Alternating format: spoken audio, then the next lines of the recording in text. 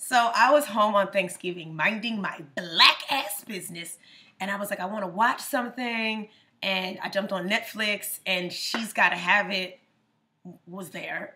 I've never seen the movie. So I watched it, and I was like, this is amazing. So I've been thinking about it. I wanted to talk to y'all about it. I wanted to see how y'all felt about it. Somebody hit me up on Instagram and was like, sis, you need to do a YouTube video about this. And I was like, oh my God, I just finished watching it. So I'm glad that we're on the same page. For those of you who haven't seen it because you ain't got no friends to steal their Netflix password from, I'm going to just tell you real quick what I thought about the show. So if you're not going to watch it, you dumb. Go watch it right now and then come back. But if you have seen it, then I'm not spoiling nothing for you because obviously you clicked on this. So it's about this black chick named Nola Darling. Now, it's based on a Spike Lee movie that came out in 1986, but I didn't see the movie in 1986 because I wasn't alive. So I watched this and then I watched the movie after. So it's about this chick named Nola who is dating 3 dudes. Let's talk about these dudes real quick. So one of them is this old married dude with a son. His wife looks like, you know, bougie Faith Evans. I'm gonna call him Annoying Idris. I mean, he was a man. He was the manliest of the 3 dudes, right? Dark skin, like, you know, he had like a dad body who work out and wears tailored Brooke Brothers suits. You know what I mean? Like he looked nice in a suit. He had money. He was like, he sent her $10,000 because she's a struggling artist. Like all that stuff was great, but like he was also the most needy. He was the neediest of the 3. So he was my least favorite. So Annoying Idris. But all of my friends liked him, but I'm not here for a married dude who clingy. How you clingy and married? Cling to your wife. Okay, so then the second dude she was dating was a light-skinned, green-eyed, blonde-haired, bisexual model dude. Now, he was the prettiest of the 3 dudes that she was with. He's like French, his mom is white, his dad is black, or vice versa. I don't know, I wasn't really paying attention. He also had the biggest dick of the 3, and I know this because Nola drew it in a painting, and I was like, ah! We was all thinking it. It was hilarious. Hold on. So shut up. Don't be rushing me through the thing. So he always had nail polish on these 2 fingers right here. He was like a photographer and a model. He was real vain. He was real narcissistic. Why was she with him? He was pretty. I mean, he was the one that was I was least attracted to physically because like he was a little too handsome for me. You know what I mean? Like the married dude who like acted like a man was more my steez, but he was the most annoying to me. I feel like y'all understand what I'm saying. The married one was the most manly, but he was the one I liked the least. The pretty one was the prettiest, and I think the tallest, but he was too in touch with his feminine side for me. Like it was like dude, like what you doing with my flat iron? Like you flat iron your Caesar? Like it was a lot. It was a lot. Also, there was a scene where he had a fedora on with a hoodie, and I was like, no. Okay, and then the third one was everybody's favorite, was Mars. Now, Mars is like this little Puerto Rican black dude who like had a grill on the bottom of his mouth, but he made her laugh, and apparently tongue game was on pizzy point. He was just the most fun. He dressed the most flamboyant. He had like a hoodie on with a long sleeve shirt and a jersey on top. And it was like, what? How old are you? He, I think, owned a bike shop, maybe, or worked at a bike shop, probably. And he lived in the projects with his sister who did like Santeria or, you know, Spanish people voodoo or whatever. So he was the one that everybody liked because they were like, oh my God, Mars, he's so fun, he's so cute, I would date him. And it's like, no, you wouldn't. In real life, would you date The young Puerto Rican kid who lived in the projects and rode a bike around wearing a grill and a giant necklace that said Mars on it? No, none of us would date him. None of us in real life would date him. Now, we might date the actor playing Mars, knowing that he got some money in the bank, but nobody watching this right now, none of us, if we had to choose between the three of them dudes, would pick the Puerto Rican from the projects. Come on now, we're better than that. Or maybe we're not. I mean, we've all dated that one guy in the projects that one time. Just me. So the show, oh, and then she dated a chick who was beautiful. I mean, she had like a really silky, like pin straight, white woman hairstyle going on. I mean, I think it was her hair, but she was beautiful. They had a sex scene. It was like the most graphic of all the sex scenes. I was like, I didn't see not a single man's dick, like actual dick, Spike Lee, but I'm seeing her nipple rings and her beaded belly chain. Okay, so the show, I really liked it because it was so black. Oh my God, it was unapologetically black, right? The music was good. We had everything from like Frank Sinatra to Solange. Like the music was kind of all over the place. I liked that. I liked the way that everybody dressed, except for the light-skinned dude with the hoodie fedora combo. I wasn't here for him. That outfit, that ensemble was not for me. Mars' clothes was crazy. Like nobody who's an adult with a job dresses like that in real life. But you know, he was dressed real Lil Uzi Vert. He had like a real Chris Brown in his house clothes vibe going on. Before I watched the show, I decided that 2018 is gonna be my hoe year. So I'm gonna be a hoe next year. I'm gonna tell you all about it. Maybe shut up, don't judge me. Guess my process. I'm gonna be a hoe. But watching the She's Gotta Have It, I was like, oh, I don't need to be a hoe. Like I don't need to bang mad people. I just need to pick like a starting lineup, like a solid 4 or 3. I just need like a core 3. You know what I mean? So that's what 2018 has in store for me in my situation. But I just liked how free she was. Like she was super honest with people about what she wanted. You know what? That's not true.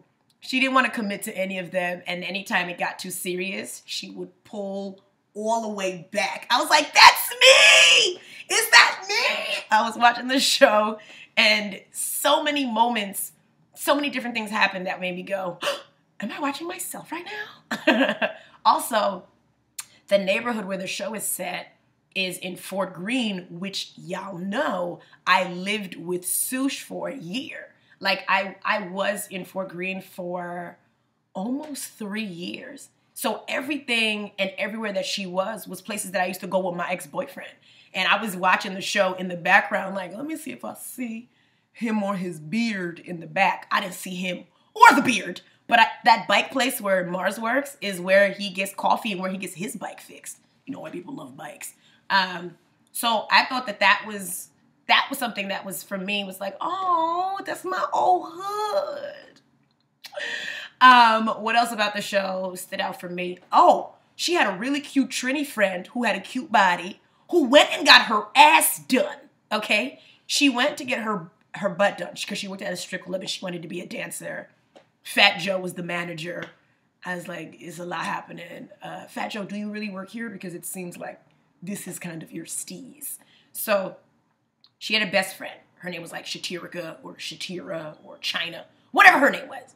She was self-conscious about her butt as a black woman. I mean, I get it. I got a little butt. If I turned around right now and showed you guys my butt, I could fit my whole butt in my hand. Like I could hold my entire ass. Shut up. The fingers would be open though. You know what I mean? Like it's little, but it's fat. It's not fat. Shut up. So her friend gets money from Fat Joe, her boss, to get her ass done. She doesn't go to like a Kardashian ass doctor. She went to a Donda West ass doctor, okay? She went to a motel to get ass injections. And I was like, oh my God, she's gonna die. Like there's nothing about that scene that made me think, oh, this is a good idea. First of all, she goes to get her butt done. The lady lets her in. The ass injection lady butt looks terrible. Oh my God, it looked awful. It looked like it looked like Chloe's butt a couple years back, like one of Chloe's earlier editions of her. If you look up Khloe Kardashian's ass, and the picture that looks the most insane, that's what this lady's butt looked like. It looked like Wendy Williams' boobs. You know how Wendy got that straight, long back, and her boobs sit up like this? That's what the lady's butt looked like. So she gives her like an ibuprofen and some Jameson whiskey, and she's like, this is gonna numb you. What? No.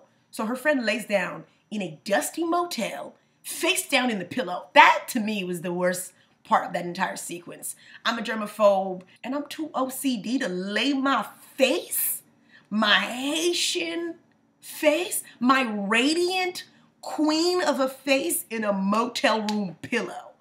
Oh my God. When I go to a hotel, I always sleep on my back and don't move. I bring my own sheets when I go to a hotel. Are you kidding me? I always have my own pillowcase. Anyway, don't judge me. Some of y'all are gross and don't know that this is an option for y'all. So she pulls out this giant needle and her friend is like, is this gonna hurt? And the lady with the fake butt is like, no. And this needle is like that long. And she just shoves it in her butt. And of course her friend is screaming. I'm like, yo, she putting Fix-A-Flat in your ass. So cut to, her friend gets her butt done. She goes to the club. She's learning the dance moves. She's going to be a dancer at Fat Joe's club now, right? She's dancing. She's having a moment. She's on beat. She's cute. Her face is great. Her weave is done. She looks fantastic. She goes to give a little lap dance to this dude who was in the strip club with scissor hands. Like, he didn't have real hands. He had, like, scissor hands. Not even scissors. You know, like, when you put money in a machine and, like, the claw goes down and, like, picks up prizes for you? He had that. He had the claw hand, right? His hand looked like the thing that you put in your shoes to stretch them. That's what his hands looked like. She's dancing on him. I was like, oh, my God, he's going to grab her butt. It's going to pop. That's what I thought was going to happen. She's dancing. People are throwing money. She's, like, about to close it out. She did a split. I thought her ass was going to split in the split. Didn't happen. She did the split. She comes back up. She's dancing. She dances with the scissor hands dude. And then she trips and falls back. And her ass exploded. Oh! When I tell y'all I laughed my ass off. That's why I would never get my butt done. I mean, there's somebody who's watching this right now. I've met one of my subscribers. She came to a show that I did in New York, and she told me she was getting ready to get a Brazilian butt lift. Now, what that is, they take fat from other parts of your body and inject it into your butt. That, to me, makes more sense than injecting Play-Doh in your ass or whatever foreign substance that this lady was just putting in her butt. Oh, if you got $7,000, I feel, how much? Let me Google this real quick. Siri, how much is a Brazilian butt lift? Okay, I found this on the web for how much is a Brazilian butt lift. $37.99. $3,800? Sis, you got a full-time job and Fat Joe gave you some money. $3,700? I thought he gave her like a decent amount of money. That's how much it costs to get it done at a doctor in Miami. Of course it's cheaper in Miami. Everybody gets their ass done in Miami. Fly your ass to Miami, get your ass done, come back to New York, and it'll be like it won't pop when you sit down too fast. I was like, sis. What else happened in the show that was cute? She got a little belt. Okay, so this is the thing that I don't agree with. Nola was an artist, an amazing artist. Her artwork is adorable, right? I was like, oh my God, I should get a portrait of myself done. She's great, but she's not making enough money, right? So she was teaching at a school, and she was late on her first day, and she had her bra out for the kids to see, and I was like, wow, Rockaletta Moss is not here for that. Rockaletta Moss was probably one of my favorite characters on the show because she spoke about herself in third person. I was like, yes, Rockaletta Moss. So Nola's also walking dogs to make money. And I was like, that was the moment when I was watching the show where I was like, yeah, you know what? That's not me. Because I don't like dogs. Like everything else that she was doing, I was like, that could potentially be me. But that dog thing, I was like, I don't like dogs. Yeah, I know I got a fish. His name is Motown. I mean, he died, but like that's the fish are the best pets. Yeah, they don't hug you and they don't greet you when you come home, but you also don't have to feed them for days at a time. I mean, that's how mine died, but Motown is in a better place now. Oh, she walks dogs as a way to make extra money. I was like, couldn't be me. I'm not picking up poop in a little blue bag and carrying hot poop in my hand. The show also hit gentrification, which is a legit thing that happens. When I lived in Fort Greene, I would come outside and I remember walking to the train one day and every single person I passed was white. And I was like, where's all the black people? Every single person that I walked by was white. And I was like, how? How did this happen? When did we get here? But it's an awesome neighborhood, right? It's right off the Manhattan Bridge. It's a stop away from Manhattan. So people who can't afford the city move to Brooklyn and they don't want to be deep in Brooklyn with the real niggas. So they move to like the place closest to the city for them and buy, you know, a $2 million brownstone. It's probably more now, but they move into these neighborhoods and then they complain about the people who were there before them. Oh my God, that white lady was so annoying on the show. She was so annoying. So she got this guy, this homeless man who was Nola's friend, arrested. And Nola was like, I'm also gonna get arrested. That was the second moment when I watched the show where I was like, also not me. Like, I wouldn't do that. Like, I'm not gonna get arrested for my homeless friend. He's homeless. And now he's in jail. Technically, he has a home because he's in jail, right? No? Just me?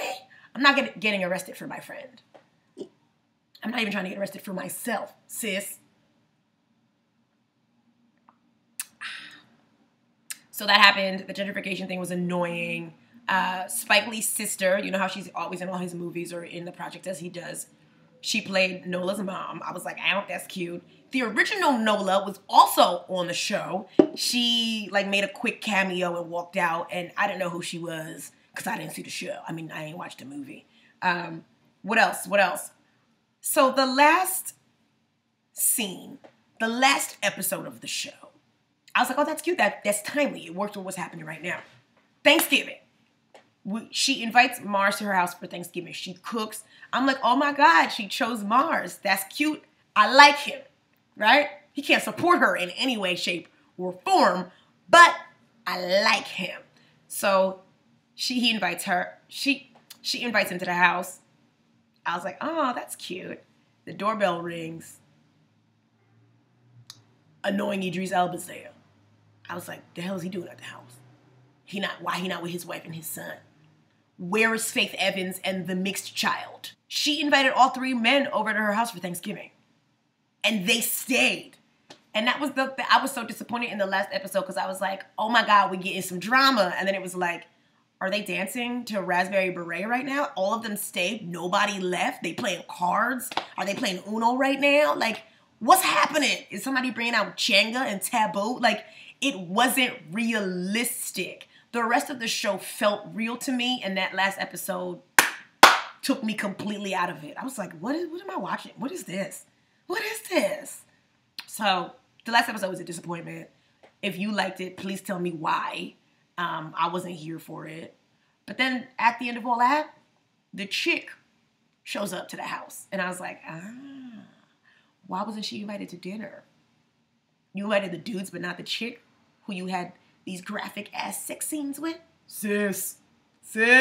Oh, you know why she didn't invite her? She probably didn't have enough chairs. Anyway, I really like the show. It, again, pairs very well with my Ho 2018. So if you have a thought or you feel a way, let me know. Can we talk about that velvet dress before I go? She spent $500 on a velvet dress when she didn't have any money. She couldn't pay her rent. She was late on paying that and almost got evicted. She spent $500 on a basic ass Forever 21 velvet dress. I was beyond annoyed. I was like, sis, You could have gone to Zara, bought the dress, wore it, bought it back. Or you could have spent $28.99 at Forever 21 for the same dress. So the parts about Nola pissed me off, like how bad she is with money. But a lot of her I liked, you know. I feel like there's a little bit of Nola in all of us. All the black ones, anyway. And then the white ones. I mean, y'all have Sex in the City. Y'all have that. Y'all have Girls. What else y'all got? Literally everything else on television. You guys got Friends. Y'all got How I Met Your Mother. Y'all got Inspector Gadget. I mean, Penny was white. So tell me what you think so we can keep the dialogue going because I can't stop talking about this show. That's how much I enjoyed it. And then that last episode was like, no. Anyway, happy holidays and call me when you get home.